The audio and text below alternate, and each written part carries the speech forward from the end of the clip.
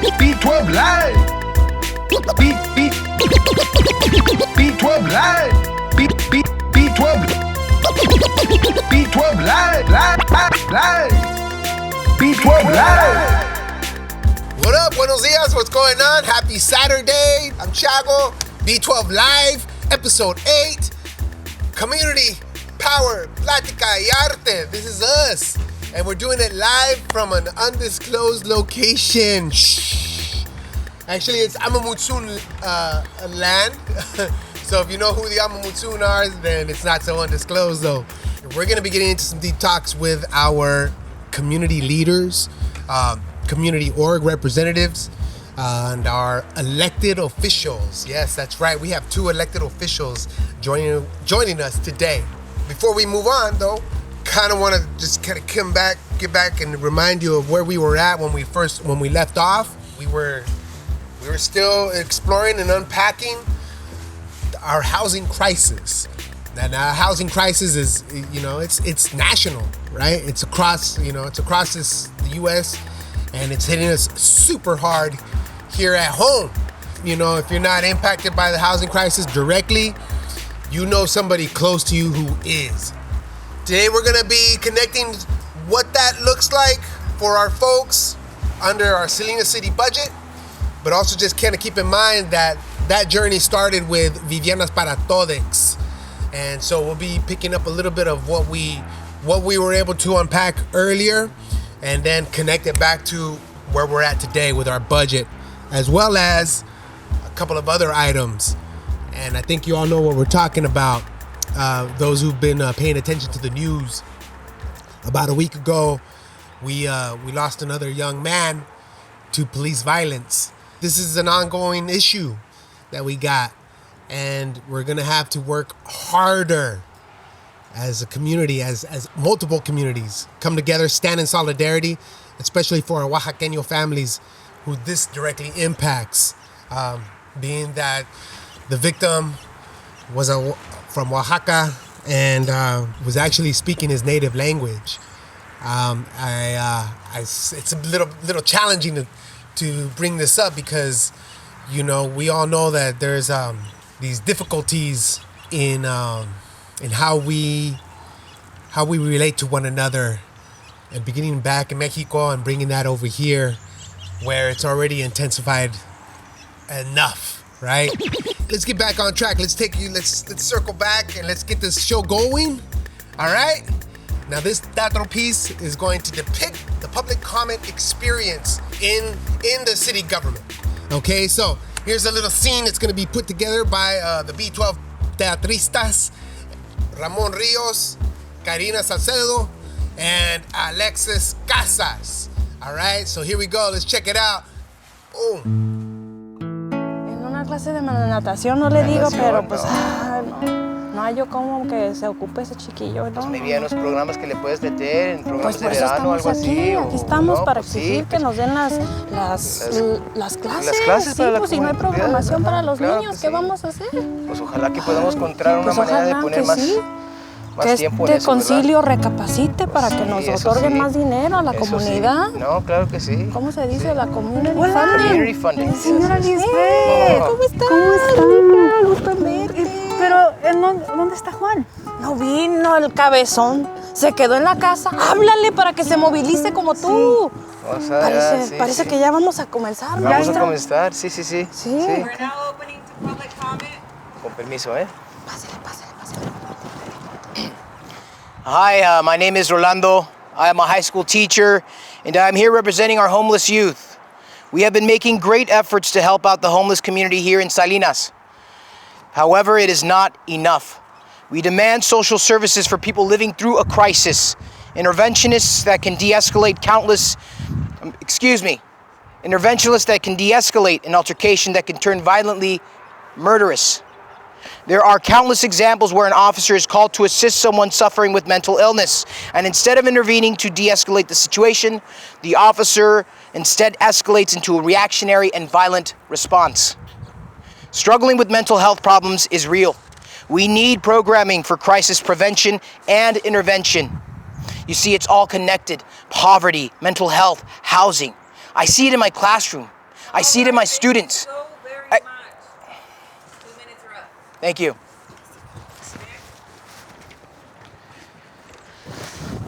Buenas tardes. Mi nombre es Lisbeth y participo con la organización de Padres Unidos y Viviendas para Todos. ¿Dónde voy? Porque si no voy, entonces ¿quién? Vengo a exigir servicios y programas para niños y jóvenes en el este de Salinas. Nuestros hijos merecen mejores opciones después de escuela. Sus mentes necesitan estar ocupadas en algo de provecho. Les exijo al concilio de la ciudad de Salinas to walk the talk.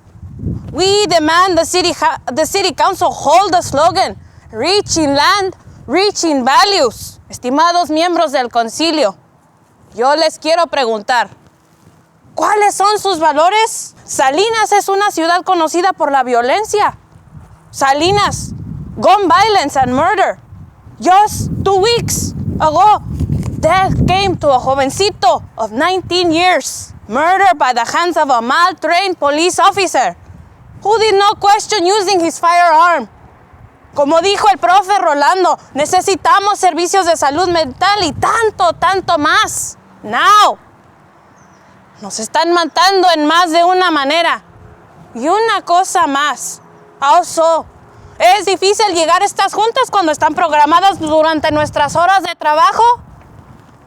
Esta jovencita, ella representa nuestro futuro. Escúchenla. 2 minutes. Me llamo Guadalupe y yo tengo 16 años. Yo soy la voz de mi comunidad y vengo a representar esas voces que no están aquí. Porque en estos 16 años yo ya he enterrado a más que un amigo. Hoy represento las voces de las manos trabajadoras, de mis padres. Manos que trabajan la tierra fértil del Valle de Salinas, que produce aproximadamente 80% del producto agrícola, que alimenta a la nación entera. Voces de mis compañeros, jóvenes en el último año que han sido encargados del cuidado de sus hermanos menores, porque nuestra gente no puede dejar de trabajar. En corto, las familias del 93905.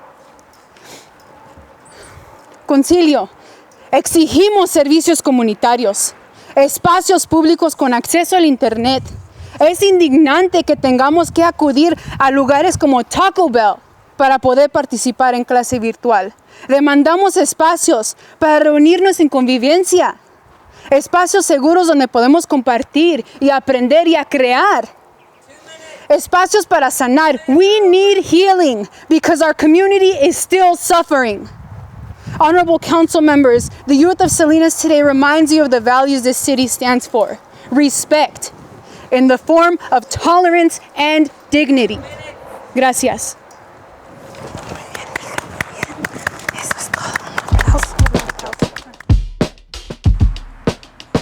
Wow, beautiful teatro piece by the B12 Teatristas, doing the public comment experience. We all know what that public comment experience, well, some of us do, right? And some of us know what we gotta do. We gotta keep doing more of that. What? Participation, democratic participation, because it's what gets our voices heard, and it's what gets our two folks like our two next guests involved and in those positions of voice and advocacy. And we're missing, big shout out to to Orlando Osornio, District 4. You're here with us in spirit, all right? But you know, it was you three that represent a whole new face, a whole new like vibe, a whole new like approach to the politica in Salinas. Before we go there, who are y'all? Who are you? What do you do? And we'll start with Carla. Who are you? That feels weird coming from you because you know who I am. I am Carla Viviana Gonzalez, daughter of Marisa Lopez and Ignacio Gonzalez. I am a homegrown educator from East Salinas, educator for critical consciousness. I am a proud daughter of immigrants, a proud queer Chicana, and someone that just really loves their hometown. And that's going to sound as cursi as it's going to sound, but someone that just really loves their hometown. And I'll defer to Anthony now. My name's Anthony Rocha. I am the city council member representing District 6. I'm a lifelong resident of District 6. I grew up in Creekbridge. I went to John Steinbeck, Hardin, Alvarez, Hartnell, now UC Santa Cruz. We both went to UC Santa Cruz. I went to UC Santa Cruz. There you go. Plugs. And my background is very similar to Carla. My father was an immigrant to this country, and I grew up in a very working class family. And the reason why I ran for office was because the issues facing people who look like me and the communities that look like mine weren't being represented, and we needed someone there who had a sense of urgency on advocating for much needed investments in communities and that type of representation. So I'm really proud to represent that. Right on. Okay. And Carla, why'd you run?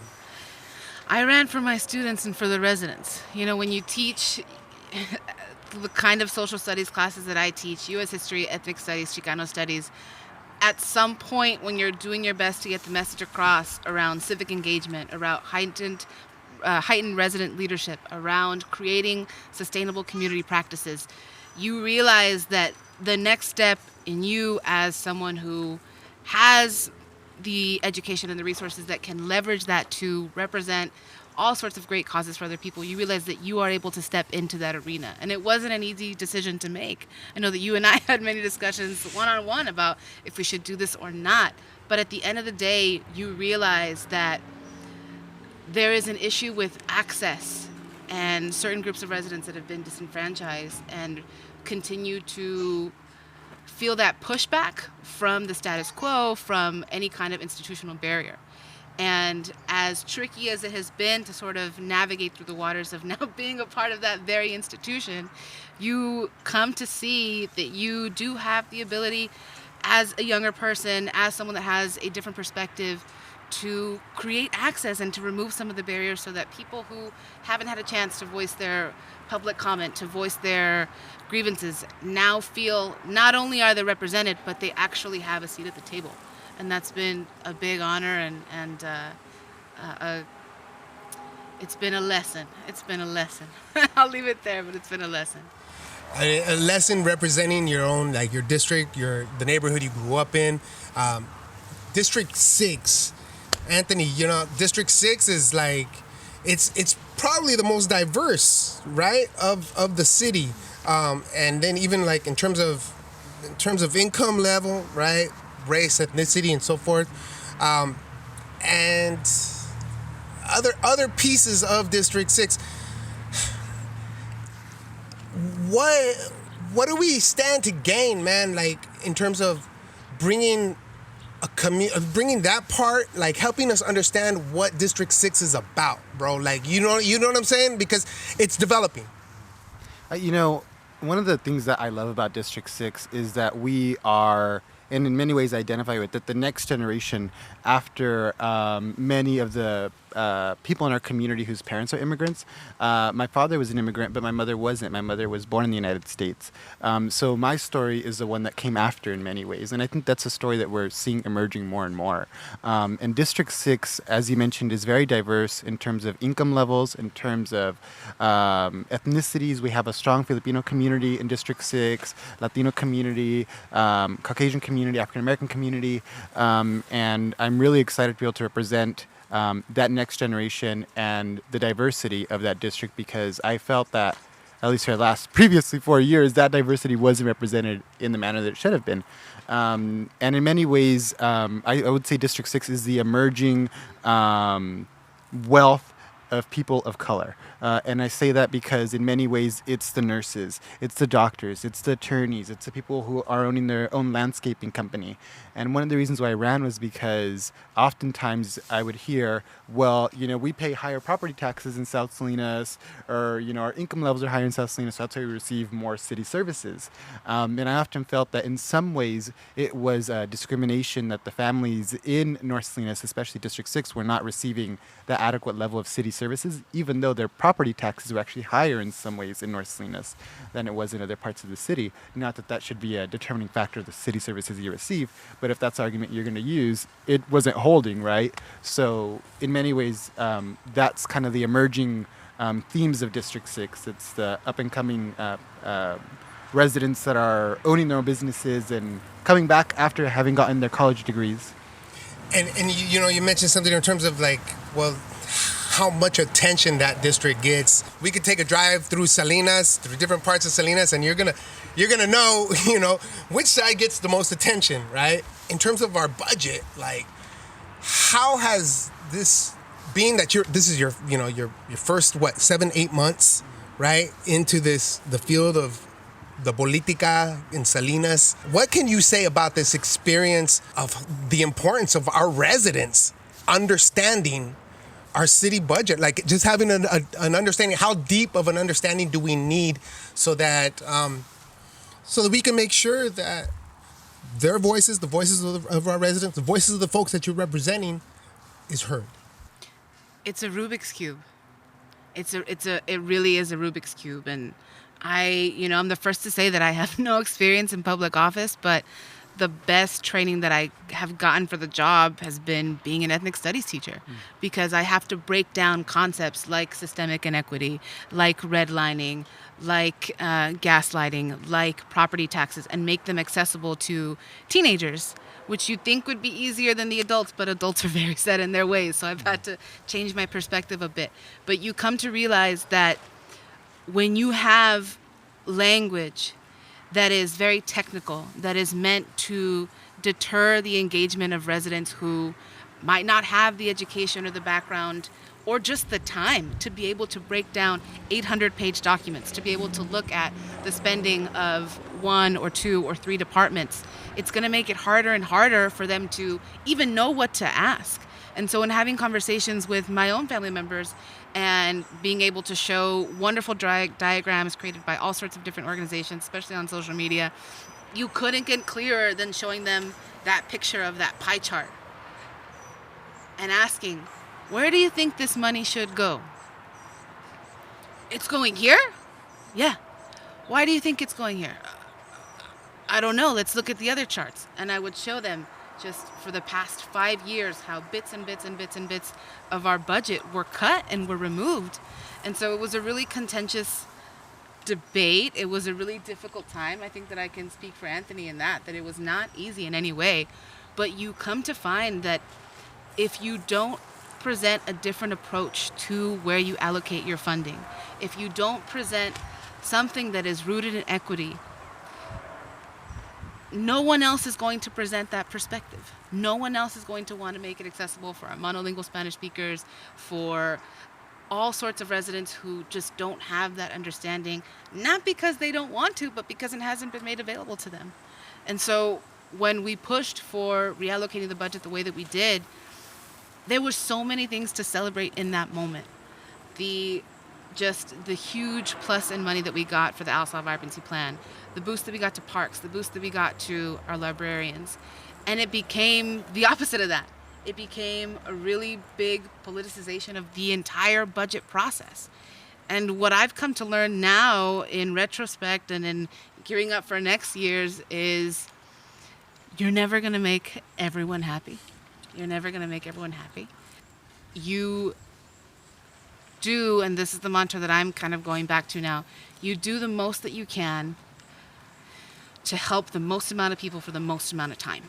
And in my own opinion, I won't speak for anyone else, but in my own opinion, this budget is just a start to what can happen when you fund arts, when you fund parks, when you look at public safety through a different lens, not for the sake of being the devil's advocate or for being the radical in the room, but for the sake of doing your best to demystify what it means to have a community-oriented budget and how to look at long-term solutions, proactive solutions to things like crime. That's a difficult thing for people to digest. I understand that. But if it's not done at one point, it never will be. And so I'm really proud of that vote. Yeah, I would say that this budget cycle was a roller coaster of emotions, good and bad. And I would say that I was Well, let me say what the good for me in terms of the roller coaster was. Start there, yeah. Let's always start with the good, and then hopefully it'll make me be a little nicer when I go to talk about the bad. No, but so the good part that I really enjoyed at this budget process was seeing the level of resident engagement that we had. And let me be very specific what the residents I'm speaking about. It's the young people in our community, the young people of color, that in many ways provided that much needed counterbalance to the narrative. And I say that because historically, if you look at city council meetings, school board meetings, any type of government meeting, the people that are always there is the retired people, the homeowners, the people who already in many ways government is working for them because they have the time to be there. Well, what's really exciting is that now we have that counterbalance because young people to a degree also have the time to show up to a meeting and also have that energy to speak out and share their truth. So that was really exciting to see that unfold because oftentimes as elected officials, you know, people I think that we say something and it gets done immediately. But oftentimes it takes quite a bit of asking and asking and asking. And what we often get is, well, all parts of the city are in much need of repair, Carla. Thank you for voicing your concern for East Salinas, but all parts of the city, Anthony, are in need of repair. But when you have people coming out and saying, no, let me show you a picture of this park, and let me show you a picture of this park. You tell me which side of town needs the investment. So that was really exciting to see that. And I was able to work very closely with a lot of the collectives in the community to at least get a sort of common theme on what we wanted to see in terms of investment. And I'm really grateful that I had been a school board member beforehand and I had been in the nonprofit sector in terms of holding leadership roles there. So I understood budgets to a degree, and I was able to bring that knowledge into our budgetary process because oftentimes I felt that we were not being told the entire truth as we were going through the budget process. And it was taking a lot of asking of tough questions for us to get the whole truth to figure out what really was going on. And having that resident movement follow it was really important. And for the first time ever, we had a multi-million-dollar commitment to the Elsa Vibrancy Plan. We brought 6 previously frozen positions back to the library. And sadly, those were not talked about as much, right? You know, it became a whole different narrative. But I really appreciated the fact that it was through that collective organizing we were able to accomplish that. So the roller coaster was, in many ways, the good was seeing the resident engagement and the fruition of those requests. The bad part of the roller coaster was the twisting of the narrative and you know, the over politicizing of 6, you know, positions that were not filled already, that were frozen, in order to augment services that people were being taxed for but never honestly seeing in their community, like infrastructure, parks, and so forth. Well, right on. I love how you just like were able to like kind of put that together. You know, the both of you. I want to bring up the killing of Gerardo Martinez Chavez, the resident, our East Salinas resident, Oaxaqueño native, monolingual indigenous speaker. This event that happened a week ago. In the 93905, in the district of Orlando Osorno, District 4, we've seen this. This is not the first time, right? We know what this feels like. We know what this feels like in our bodies, you know, having to confront this issue of police violence. The back and forth around how the budget was to be spent, you know, was an experience for everybody involved. You know, there was a resident engagement, a legitimate resident engagement effort led by BHC, MILPA, CCA. You know, when I'm talking BHC, Building Healthy Communities, MILPA, Motivating Individual Leadership for Public Advancement. Bactun 12. Bactun 12, boop, here we are, Bactun 12, B12. And CCA, the Center for Community Advocacy. And many more folks, Padres Unidos, La Cosecha, different teams. And, you know, if I'm forgetting anybody, please, you know, my bad. But Reinvest 831. Reinvest 831, AOC, Agents of Change, the Monterey County Solidarity Coalition, Black and Brown Solidarity Coalition. What brought us into this fight last year, right? The murder of George Floyd, you know. I know it's still fresh, guys. It's a fresh piece, right? It's a fresh hit. Yeah. Anything you want to share? So we can't speak to the specifics of the case because it is under investigation by the DA, and that's an investigation that's not being conducted by the city. So everything has been turned over to the DA.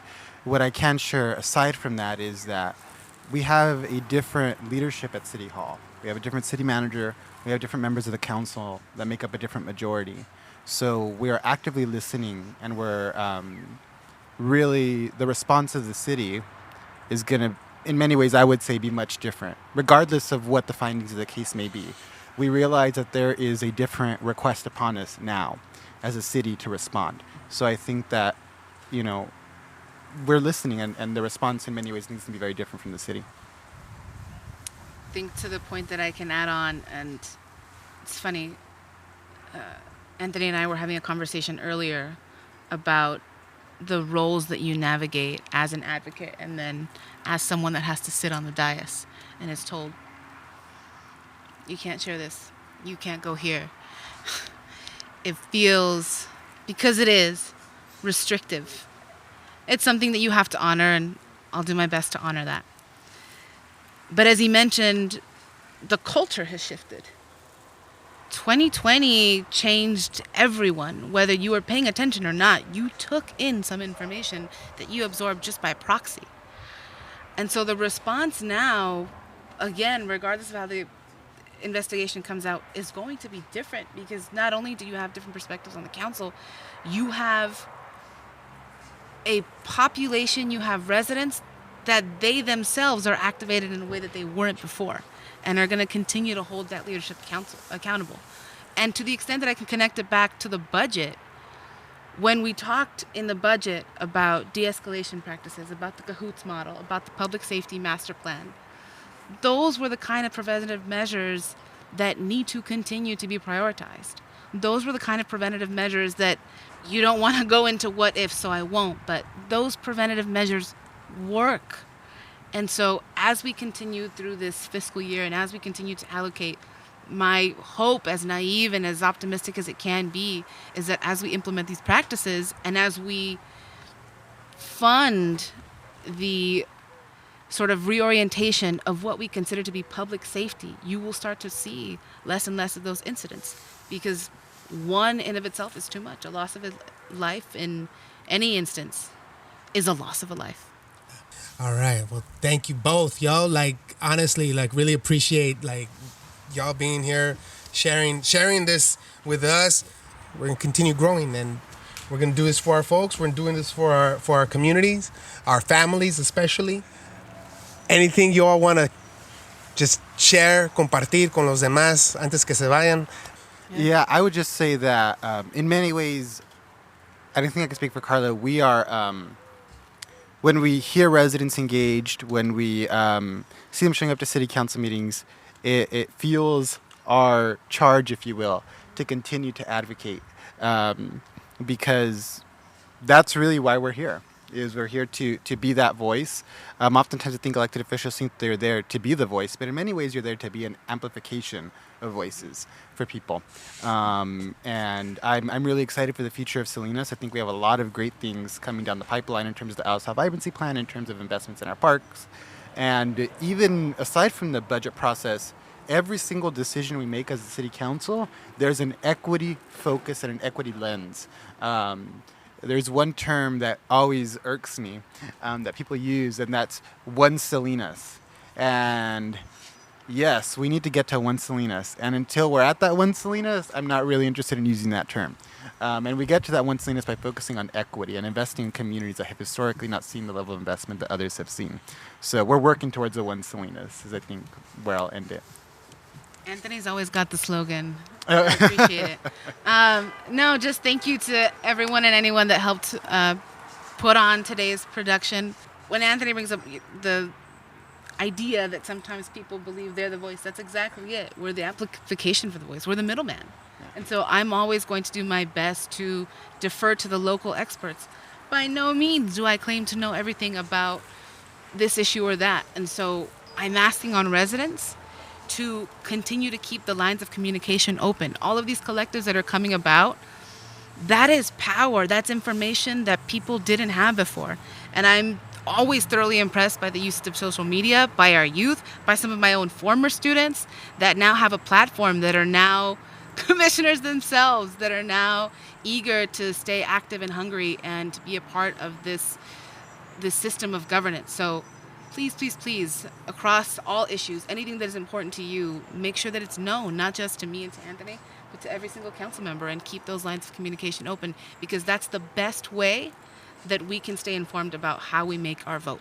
We don't do it based on what we think is best. We do it based on what our residents want, and that's the best that we can do. All right, mil gracias to you both. We're gonna go ahead and get ready for our next guest. You're all gonna love him. He's been putting in a lot of work. He's been representing Salinas, and you know he brings a lot of joy with him. And he's be coming right up pretty soon. Orale, okay, take a little break and we'll be right back. All right, welcome back. Check us out. Here we are, B12 Live. Introducing to you, damas y caballeros, ladies and gentlemen, Flaco Alejandro!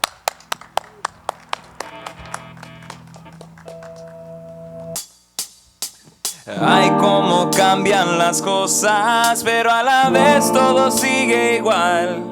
En este mundo nada dura para siempre, pero el que se cuida siempre va a lograr.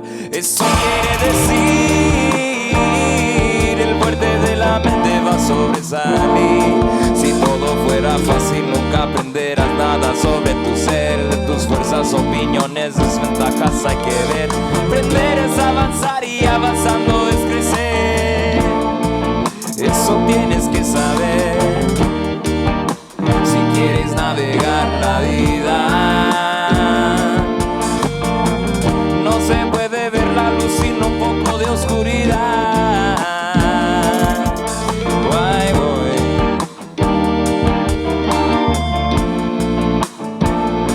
Si lo puedes creer, entonces lo puedes crear.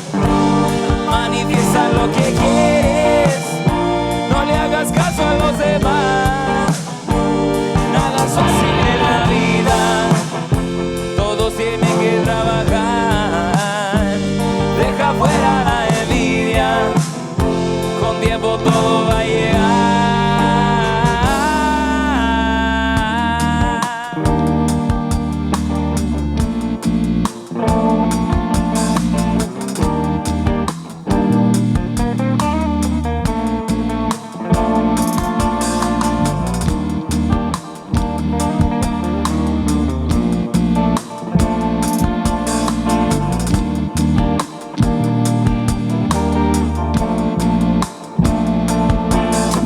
La vida es un muy largo viaje, pero sin mapa porque se perdió. Y todos caminando sin saber a dónde van, buscando hacia afuera desde adentro porque están perdidos. Buscando en la felicidad, pero en lo material donde no existe la verdad. Y lo que el alma quiere es alimento espiritual. Al fin todos vamos al mismo lugar, si sube abajo quedamos igual. Lo hechos cenizos echando la brisa, formando parte de esto total. Nada vamos a poder llegar al otro lado.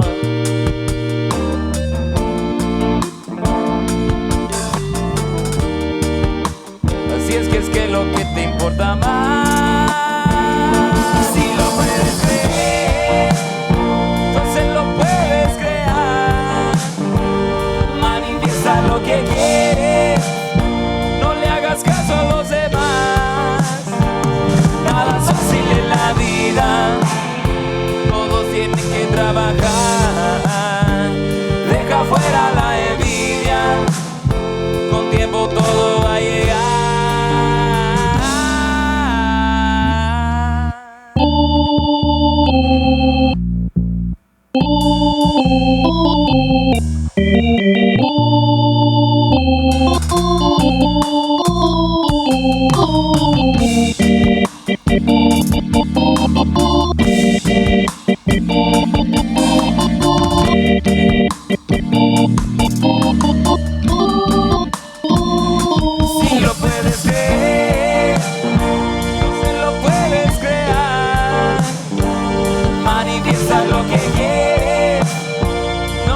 caso a los demás. Nada es fácil en la vida, todos tienen que trabajar. Deja fuera la envidia, con tiempo todo va a llegar.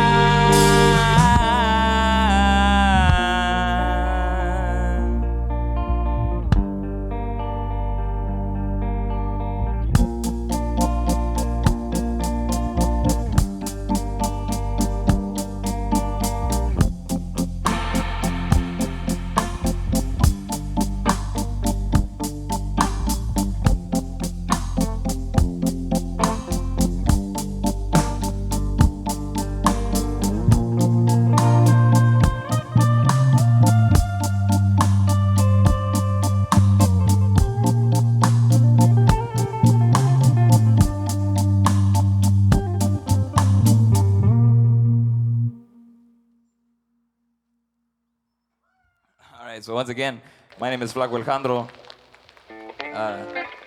These are all songs from my album called Canciones para curar la depresión. Todo sigue igual.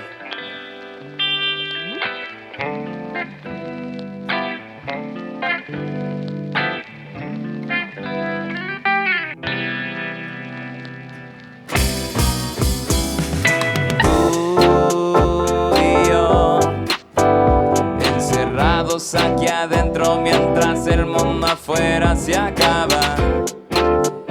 Ya no me interesa lo que pasa, mejor nos quedamos en la cama.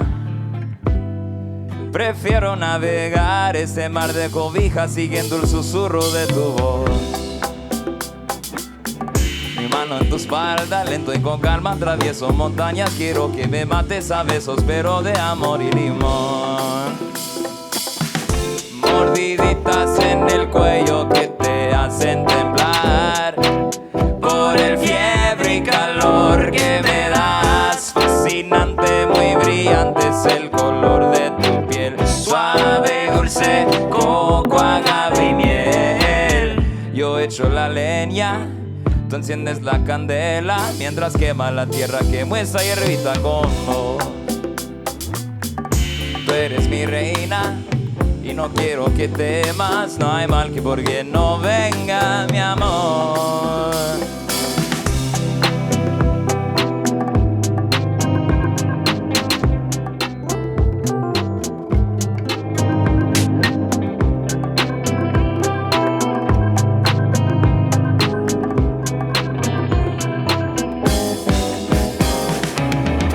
Mordiditas en el cuello que te hacen temblar por el fiebre y calor que me das. Fascinante, muy brillante es el color de tu piel. Suave y dulce, coco, agave y miel. Tú y yo, enterrados aquí adentro mientras el mundo afuera se acaba. Ya no me interesa lo que pasa, mejor nos quedamos en la cama. Prefiero navegar ese mar de cobijas siguiendo el susurro de tu voz. Tú eres mi reina y no quiero que temas, no hay mal que por bien no venga, mi amor. Thank you. We're coming at you live from B12 Live, all the way from San Juan Bautista. Right here, it's a beautiful sunny day out here, and you guys are in your homes or at the beach or wherever you may be, watching B12 Live acá, with all our wonderful guests that we have today, including myself. So very, very excited to be here. Thanks, Chavo. My name is Flaco Alejandro, for those of you who don't know, or for those of you just tuning in, or for those who are wondering. I'm a musician out here from Salinas, California, and these are all my songs. They sound like this.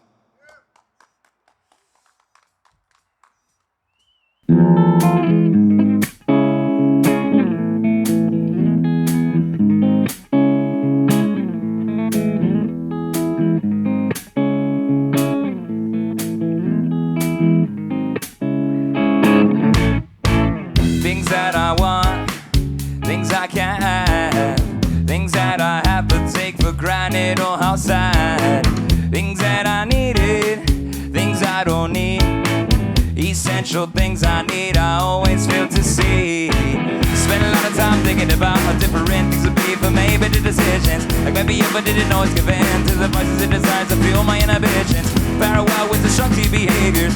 Do a lot of things, certain kinds of favors. I'll do discriminate any kind of flavor. I'll be an addict and you'll be my enabler. The things I could waste my time on, but I'll stay.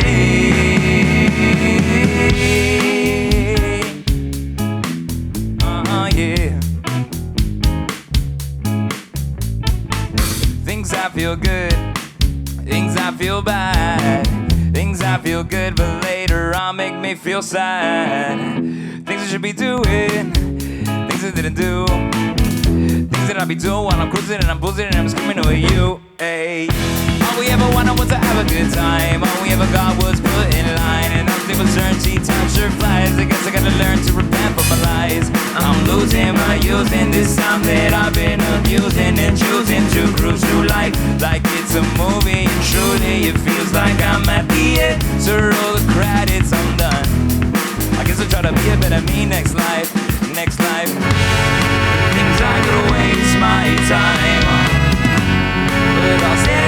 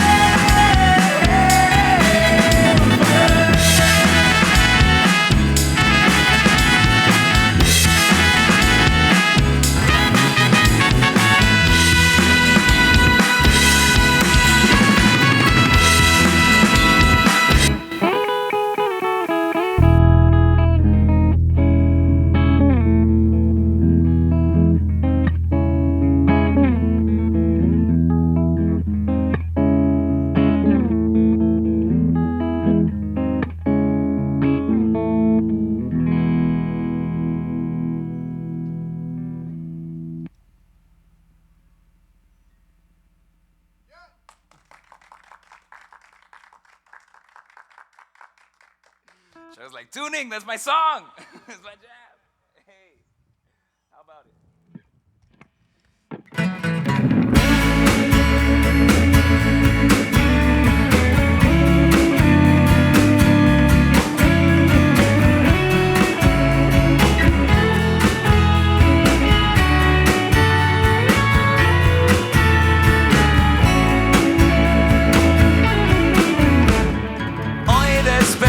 Pensando en ti y en mí y en las cosas sencillas que me hacen feliz, pero nada pudo prepararme para lo que vi o para el dolor que has dejado justo en mí.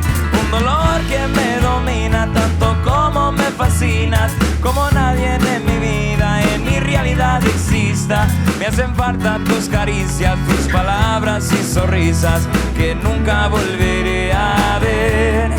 Y me arde, y me arde, y me arde, y me arde. Todas las heridas con el tiempo se pueden olvidar.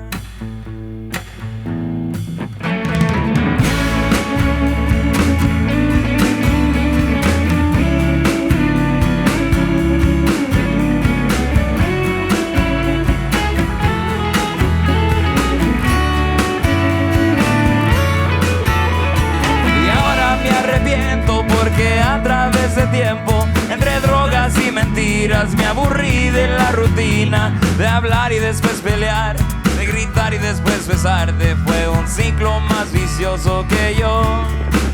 Y nunca perdí fe en esta unión único, hasta cuando te marchaste me di cuenta que tú y yo éramos almas muy distintas, como colores que iluminan. Éramos verde, blanco, negro y azul.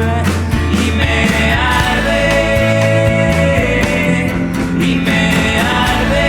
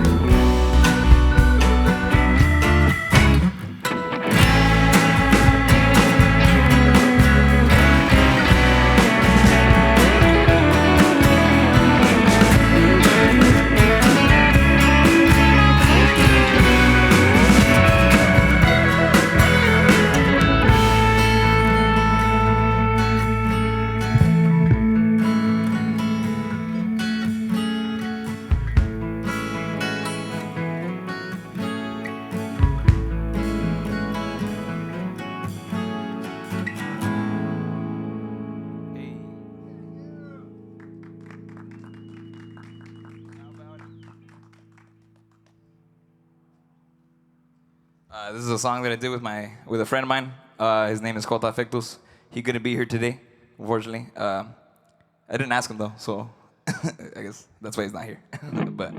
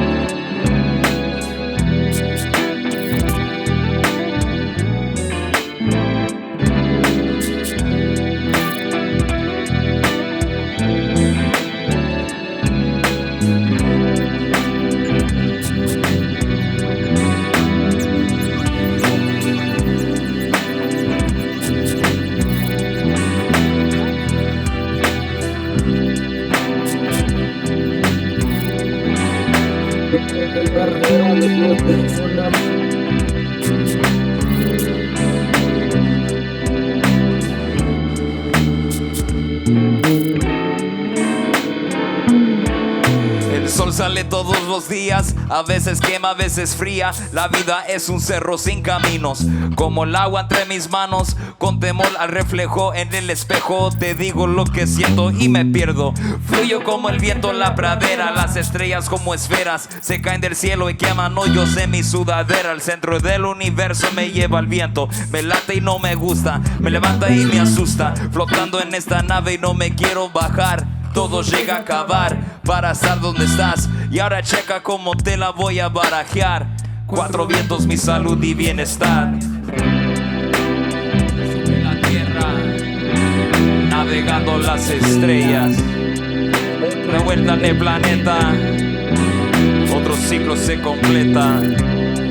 Con mis pies sobre la tierra, navegando las estrellas. Otra vuelta en el planeta, otro ciclo se completa.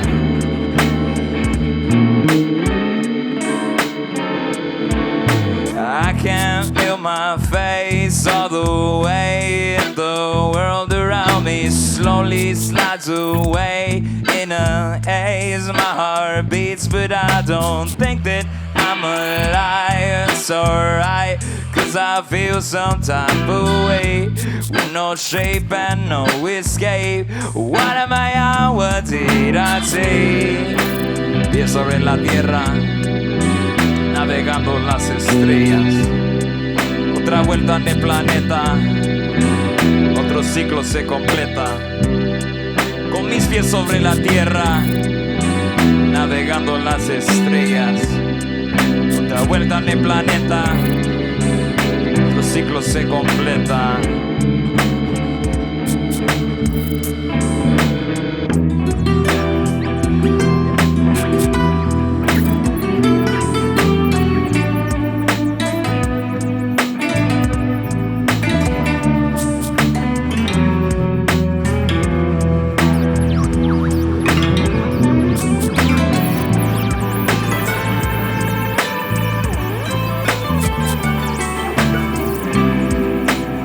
Sobre la tierra, navegando las estrellas.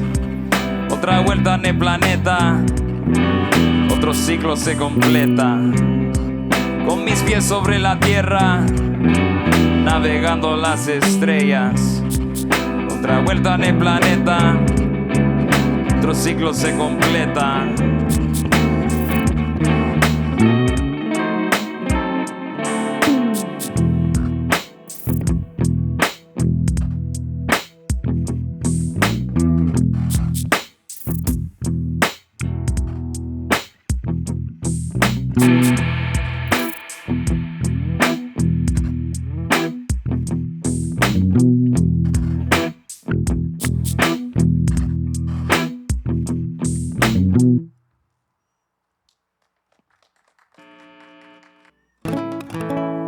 mis romantiquitas acá, para toda la gente enamorada y también la gente despechada.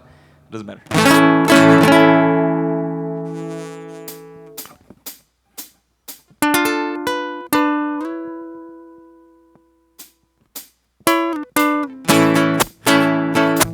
Ya no contestas mis llamadas, aunque te extraño y me extrañas. Dices que no me quieres ver, eso es mentiras, yo lo sé. Más bien me quieres convencer que no necesito tu ser, pero feliz sin ti no soy. A tu casita yo me voy para llevarte serenata, piedritas tiro a tu ventana y tu abuelita me reclama. Doña, es que necesito verla y ella me manda a la verde. Es lo que yo tengo que hacer, en tus ojos hacia tu alma, porque tú eres mi mujer. Eres mi prenda amada, eres todo mi querer. Aférrate a mi amor porque nunca se va a vencer.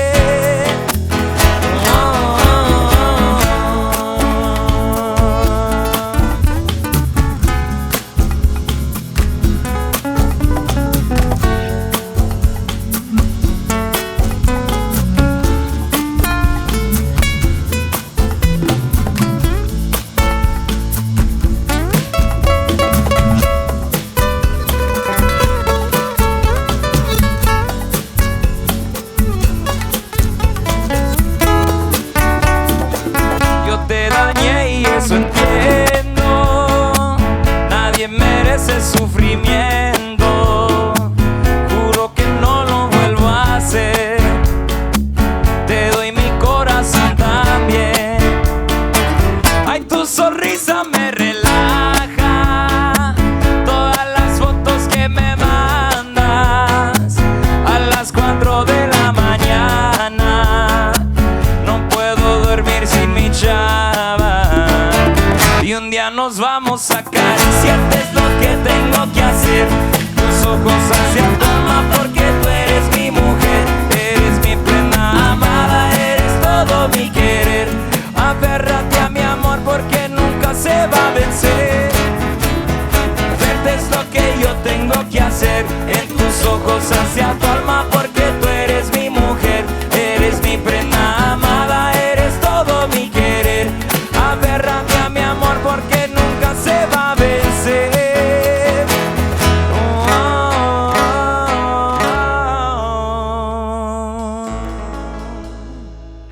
Thank you. All right, I have one more song for everybody that's tuning in live, and for everybody here. Shouts out to the crew, to the team Uncoordinated. Thank you for for hosting us this magical evening. Eso.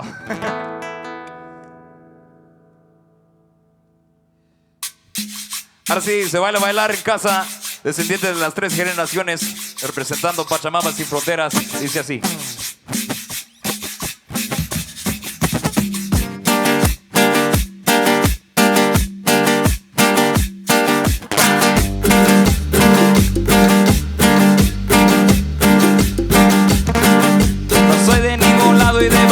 Países, perdido entre las ramas cerca de mis raíces. No conozco a mi familia, pero amo a mis padres. Soy de nada, tú y yo somos iguales.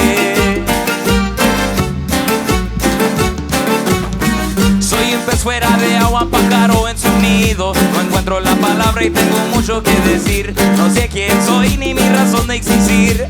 Ni sé pa' dónde voy, pero no por dónde ir.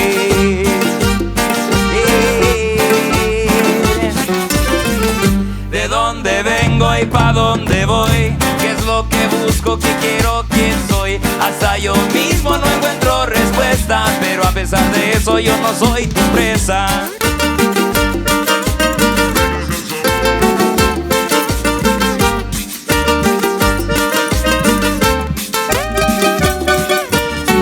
Soy un pez fuera de agua, pájaro en sonido. No encuentro la palabra y tengo mucho que decir. No sé quién soy ni mi razón de existir.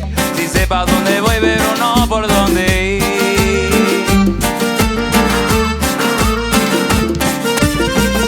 De dónde vengo y pa' dónde voy, qué es lo que busco, qué quiero, quién soy. Hasta yo mismo no encuentro respuesta, pero a pesar de eso yo no soy tu presa. De dónde vengo y pa' dónde voy, como perro callejero yo no sé quién soy. De dónde vengo y pa' dónde voy, llevo la identidad dentro del corazón. De dónde vengo y pa' dónde voy, he perdido la idea pero la razón. De dónde vengo y pa' dónde voy, perdido en la enigma es donde estoy. Descendiente de los tres raíces.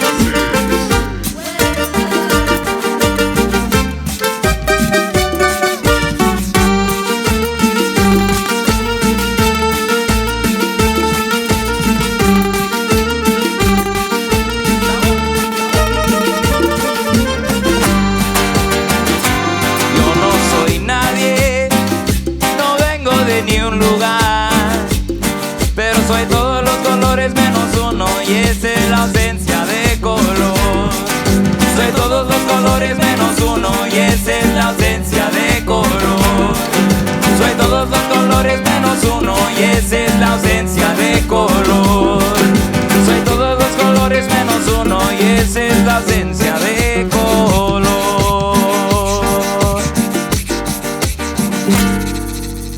All right, thanks everybody. Thanks, shout out to everybody watching from home. B12, Bactun 12, and the crew y todos, toda la gente bonita.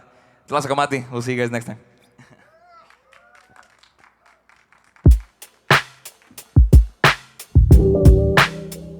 Flaco Alejandro, everybody. That's right. Just checking in.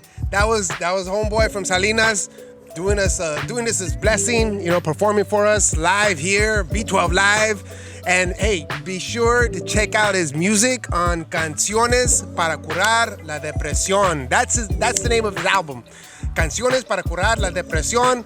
Songs to Cure Depression. Find it on Spotify, iTunes, maybe a couple of other apps that you all know. All right, so yeah, songs to cure the depression. That depression gets triggered by a couple of things. Living in Salinas, there's a whole degree of issues that we have that kind of are attached to some of that depression, and we can go deep and hard with that for a good minute. But to be proactive and to actually activate and create some change, put in that work, that's an effort. That's a deeper and stronger and harder and much more of a bigger collective effort. And I just want to I'm excited right now to just introduce two individuals that are a big part of that effort. They're representing Milpa, Motivating Individual Leadership for Public Advancement. This to my left here, we have Aaron Coronado and the brother Bernie. Thank you so much, family, for being here with us. Milpa, is probably gets a lot of attention. What does Milpa get the attention for? Milpa usually gets the attention from, we usually advocate for a lot of the city or local things that happen in our community. So every single time there's a police involved shooting or we're trying to advocate to take funds away from police to reinvest back in our communities, we get a lot of attention from that. Majority of our folks are formerly incarcerated or system impacted. We do believe that those that are closer to the problem are closer to the solution. So with us being formerly incarcerated or system impacted, we get a lot of negative attention, specifically because we know firsthand the issues and things that our communities go through. So we do get a lot of attentions through that, but we also definitely support our youth, do cultural organizing and other great stuff. A lot of negative attention from a certain certain audience, yeah. right? But from the other audience, our community folks that have been also impacted by a system, are also noticing the good work that we're doing. We did definitely get a lot of support from them and their youth and their parents, including even grandmas. So that's definitely good. That's right. That's for the abuelitas out there. Yes. It's a collective of strong black and brown folks, right? From the calles, from the barrios, really coming to an understanding of the circumstances and conditions that are really affecting our lives, our families, our community. And I think here regionally, locally también, there really hasn't been a collective as, like Aram said, that's really stepping up from the shadows of being formerly incarcerated and being system impacted, right? And I think that's a lot of the attention comes from that también, whether it positively and también negatively from the system itself, because the system knows like that we're the antidote basically. Like what we're trying to do is provide the antidote to the community. You know, hey, we gotta do something different. So. We got to do something different. A lot of that participation, right? Y'all put in a lot of work around getting folks, engaging folks, not just in Salinas, but throughout the county. We're talking the county budget and city budget. We just had city council member Rocha and city council member Gonzalez here talking about the city budget, that whole process. Tell us a little bit about like what the experience, what was it like, this engaging our folks around. Let's just start with the county budget, because that took us to South County, that took us to the Peninsula, North County. What was that like? Yeah, so, first and foremost, quick disclaimer, right? I'm not an expert. We're not experts in the budgets, right? Pero I think the first thing is like, man, it's scary, right? Especially for me, it's almost going back to court, You're standing on the bottom of the podium, and you got those folks on top of the podium, right, looking down at you, talking to you, not with you, Pero understanding like how a county is ran, right? What is the process, from public, comments to engaging with one-on-ones with the supervisors, understanding the districts, understanding the departments, right, that the county serves, because it's a little different, we're talking about the city and the county.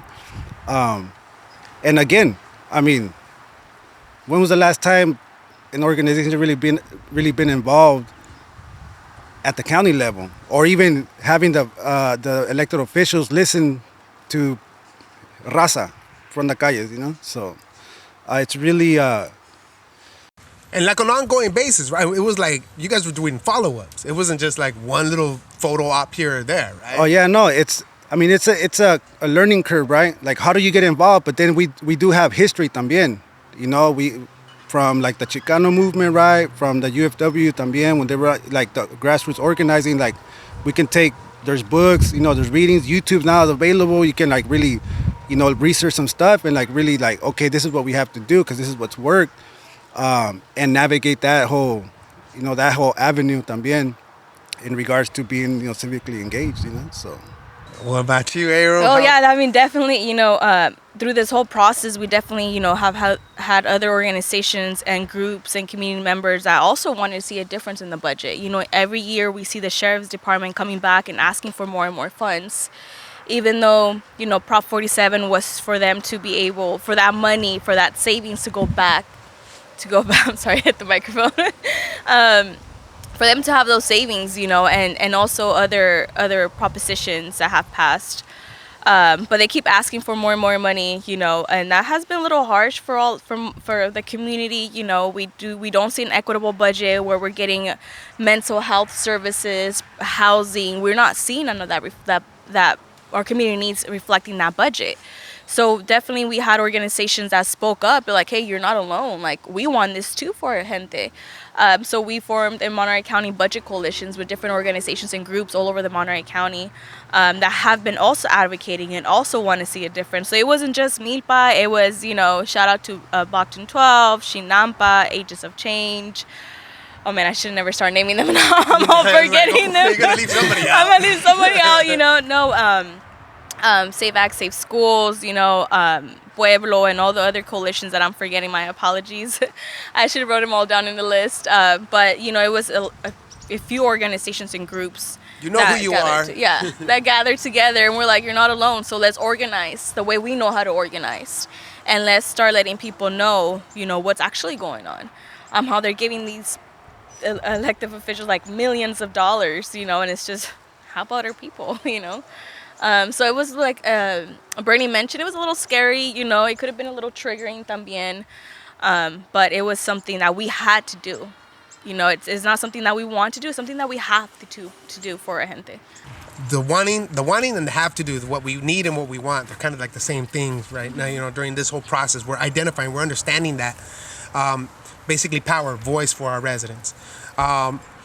In comparing the two, like, you know, the county to the city, because, you know, you were very active in both efforts. What was the difference, or where did you feel that there was more heat or more pressure coming in from? Seeing the difference was within Monterey County, we had different organizations. We had more support. When it narrows down to Salinas, it can be a little bit more difficult because we don't have as much support, you know, as it is a smaller, like a city comparing, you know, in city in Monterey County. But there was definitely a difference in that, you know, but we definitely do have a better relationship with city council members than the county board of supervisors. So that was a big difference. Yeah, it wasn't. It was just that, and also, you know, each organization in Salinas, they work a little different, you know. So working with them, you know, we ended up forming a Salinas budget coalition as well, with different organizations in Salinas that were fighting, you know, to have our needs reflected into the budget. It's two similar but different monsters, you know. It's the county. We're really talking about like 1.2 billion, right? Money, right? It goes around, right? Understanding that the sheriff's department gets, you know, a good 122, 134 mil around that, and everybody else, you know, on the county level, yeah, the public health department or the health department, it does get a lot, but because it provides a lot of services, the hospitals, a lot of those things, right? Comparing to the city budget, you know, we're talking, you know, yeah, half of it goes to the police, right? So it's very different, but I think just the fundamentals it's igual, you know. At the end of the day, it's about trying to build the relationships with these folks that have been elected or been sitting in those positions for quite a bit. And yeah, like Adam said, you know, I think for me, in my experience, engaging the Monterey County Board of Supervisors, it gets political, you know. They play politics. That's what they're doing. You know, it's a politician, so it's really about trying to get the people, like the people power. You know, I think that's how we have to unite to actually create change, you know, behind it, because a few of us will do the work, will continue to do the work, and provide that space and that training and the little bit that we know, right, how the process works.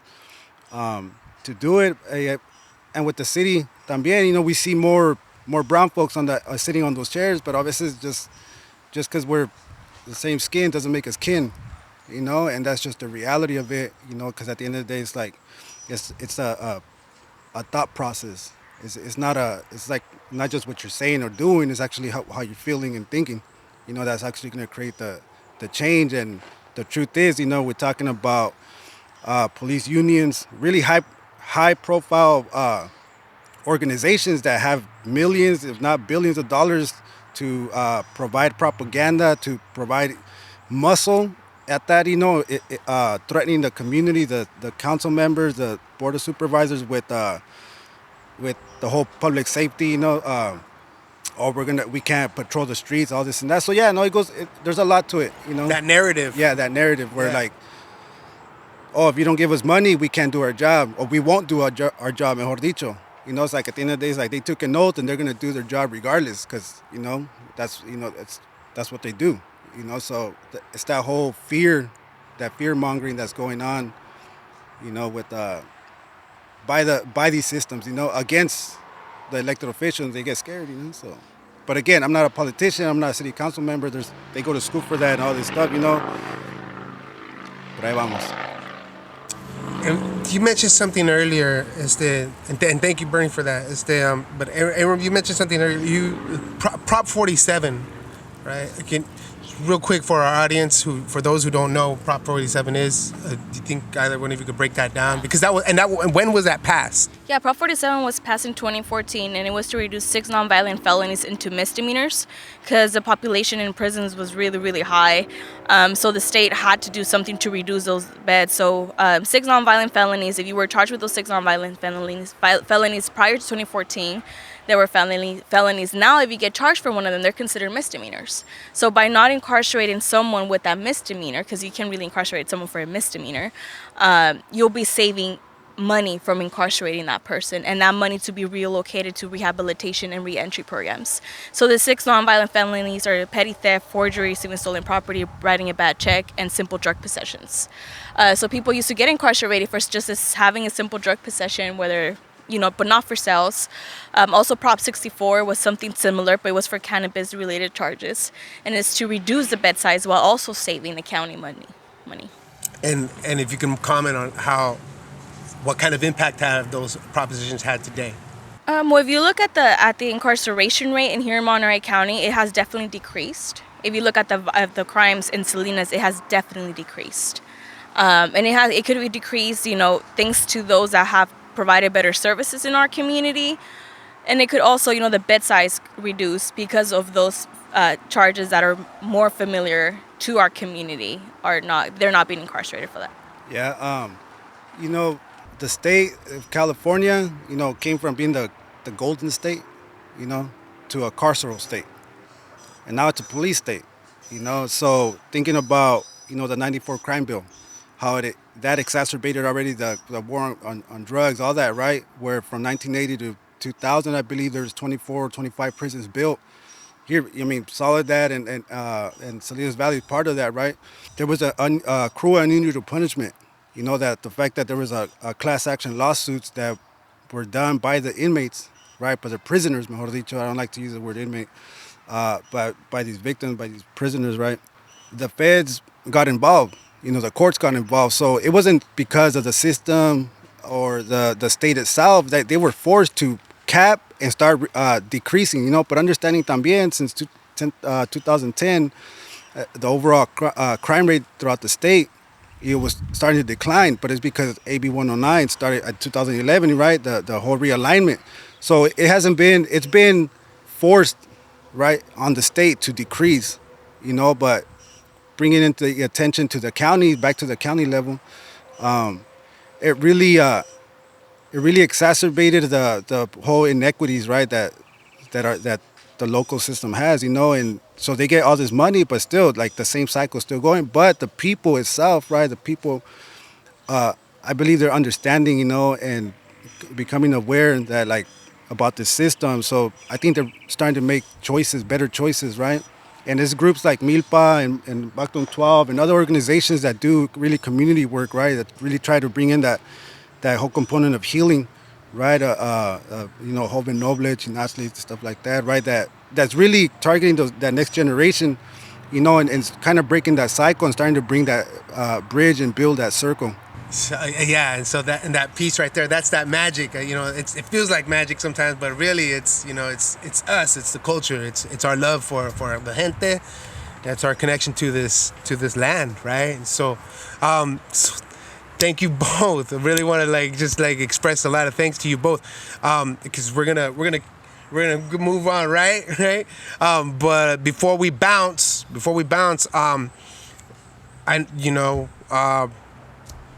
want to just hear any last words. I know the movement doesn't stop. It's 24/7. We're actually got some movement today and a little bit. I know you all are coordinating a big action. Before we bounce, anything you all want to maybe share in relation to the action or anything that we just expressed? Yeah, definitely for the city of Salinas, it's been very difficult, but also easy with the support of the community actually getting involved in the budget.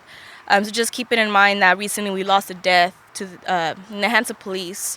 His 19-year-old youth, his name was Gerardo Martinez, who only spoke Zapoteco. And also keeping in mind, since 2013, we've lost 9 lives at the hands of police. And the 3 last shootings were all youth. Joel was 16, Brenda was 19, and Gerardo was 19. So understanding that Salinas Police Department is getting 43% of the budget, it's time for our community to start advocating that money to be reinvested back into our communities to prevent things to happen. Yeah, just real quick, también, I think, the people are starting to, see, what's really going on. And, we need to do something different, right?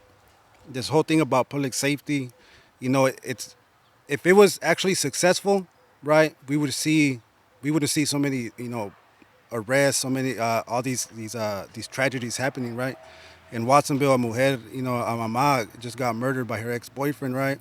So, and then Gerardo, and then so many others, countless others, that it's not working. So the community, the officials, right? Everybody knows we got to think about something different. How do we actually create safety, right? Through a racial equity lens, right? Understanding, like, hey, most of the population here in this region is raza, it's brown and black, and we don't have those resources. We don't have the resources that actually create safety. But I'm very optimistic. The same way that we see all this demonstration going on, it's like they say, from demonstration to legislation. We need to keep that. We need to keep that battle. It's an uphill battle. We need to keep that fire going, and by every avenue. Whether it's demonstrating, protesting, having conversations with our familias. Looking at the mirror, trying to create a better version of ourselves. But at the end of the day, is the legislation where we really gotta dive into, because that's where the change is actually gonna happen. All right, thank you so much to the Milpa family, Aaron Coronado, Bernie Gomez, for stopping by, breaking us off with some of that information, the crucial information, that knowledge, and sharing a little bit about that experience, that work. So here we are. We're at the end. We have arrived. We've arrived to our destination, and we want to thank those who joined us on this journey, the B12 Live journey.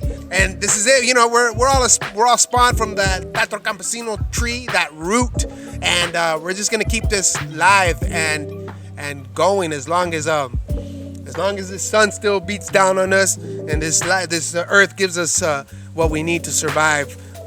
Thank you so much. All right, saludos a todos, and we will see you next time. Okay, love, peace, justicia for Gerardo Martinez Chavez. B12 Live. B12 Live. B12. B12 Live. B12 Live.